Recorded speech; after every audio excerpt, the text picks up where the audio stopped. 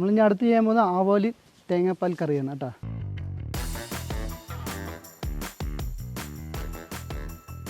അപ്പോൾ ആദ്യം നമുക്ക് ആവോലി ഒന്ന് ജസ്റ്റ് ഫ്രൈ ചെയ്തെടുക്കണം. തവ ഫ്രൈ ചെയ്യുക. ഇതിൽ വന്നിട്ട് നമ്മൾ മാരിനേഷൻ ചെയ്തിട്ടുള്ള ginger garlic paste, Kashmiri chilli powder and fish masala, coconut oil, curry leaf. നമുക്കിത് എന്നിട്ട് തവ ഷാലോ ഫ്രൈ ചെയ്യാം.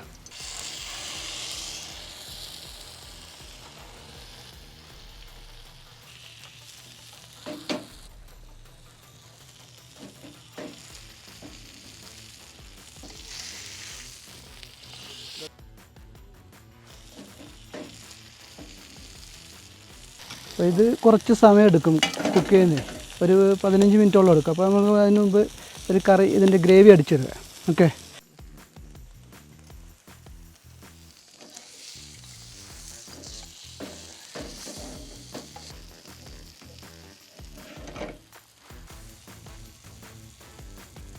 അത് കുറച്ച് കോക്കനട്ട് ഓയിൽ, തവൻ ചൂടായിട്ടുണ്ട് പാന്, കുറച്ച് കോക്കനട്ട് ഓയിൽ ഒഴിച്ചിട്ട് കുറച്ച് ഒണിയൻ ഇടുക, ജൂലിയൻ ജിഞ്ചർ, കുറച്ച് ഗാർലിക്ക് സ്ലൈസ് ചെയ്താണ്. നന്നായി സോട്ട് ചെയ്തിട്ട്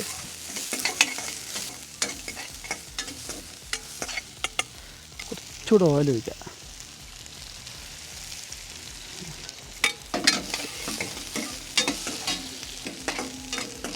നന്നായി വഴലി കഴിയുമ്പോൾ കുറച്ച് ഗ്രീൻ ചില്ലിയും നമ്മുടെ ഇവിടെ തന്നെ ഫാമിൽ നിന്നുള്ള പച്ചക്കുരുമുളകാണ്, അതുകൂടി ഇടാം.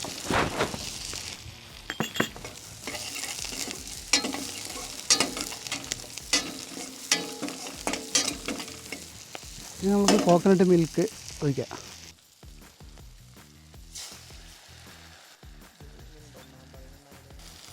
ഒന്നാം പാല് തന്നെയാണത്. മീനും കൂടെ ആയിക്കൊണ്ടിരിക്കുകയാണ്. അപ്പോൾ തിളച്ചൊന്ന് തിക്കായി കഴിഞ്ഞാൽ ലൈറ്റായിട്ട്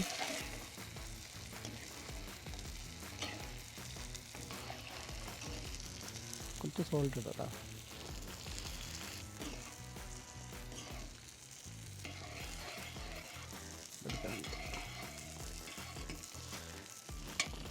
കുറച്ച് കറിവേപ്പില കൂടെ ഇട്ടിട്ടുണ്ട് കേട്ടോ.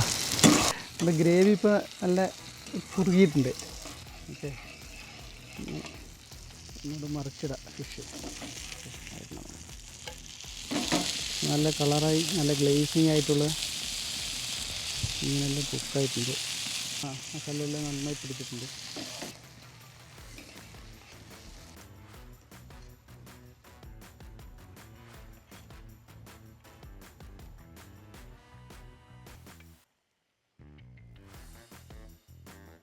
ഇത് ഗ്രേവിയാണ്. അതിൻ്റെ മേലേക്ക് നമ്മളിത് ഫിഷ് ഇങ്ങനെ കാണാൻ ഒരു പ്രസൻറ്റബിളായിരിക്കും, അതിനങ്ങനെ. അപ്പോൾ രണ്ടും സ്പൈസി അധികമില്ല, കോക്കനട്ട് സ്വീറ്റ് ടേസ്റ്റും വരും, ഫിഷിൻ്റെ ഒരു ഫ്രൈ, അതായത് മസാല ഫ്രൈൻ്റെ ഒരു ടേസ്റ്റുണ്ട്.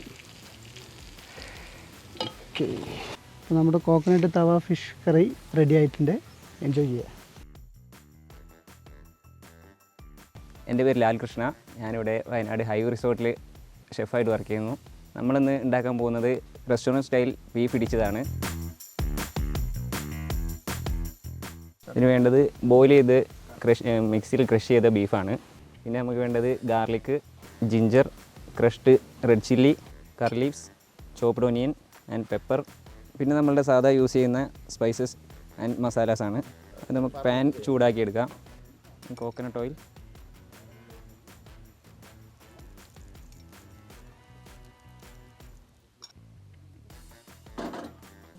ഗാർലിക്, കുറച്ച് ജിഞ്ചർ ആഡ് ചെയ്യാം. ഒന്ന് സോട്ട് ചെയ്യാം.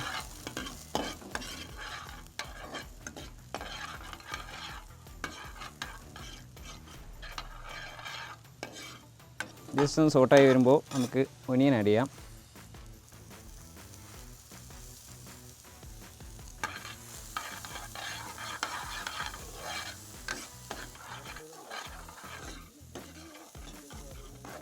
ഒരു 2-3 മിനിറ്റ് കൊണ്ട് ഒനിയൻ ഒന്ന് കളറ് ചേഞ്ച് ആയി വരും. അപ്പോൾ നമുക്ക് തീ ഒന്ന് സ്ലിം ചെയ്ത് വെച്ചിട്ട് കുറച്ച് crushed red chilli, then Kashmiri chilli powder, പെരിഞ്ജീരക പൊടി, ബ്ലാക്ക് പെപ്പർ പൗഡർ. ഒന്ന് സോട്ട് ചെയ്യാം.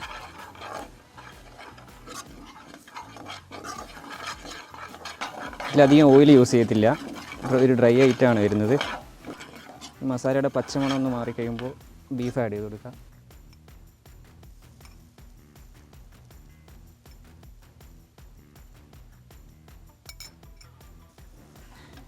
കുറച്ച് കറിവേപ്പില ഇടാം.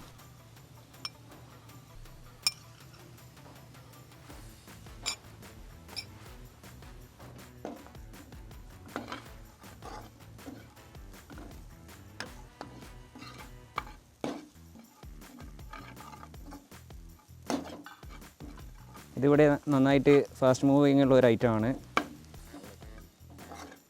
സാൾട്ട് ഇട്ട് കൊടുക്കുക.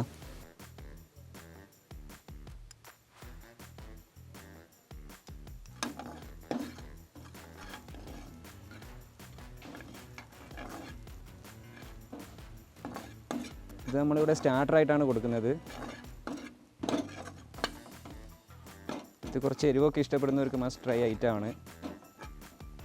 നമ്മുടെ ഇടിയിറച്ചി ഏകദേശം റെഡി ആയിട്ടുണ്ട്. ഇത് ഗാർണിഷ് ചെയ്ത് പ്ലേറ്റിലോട്ട് മാറ്റുവാണ്.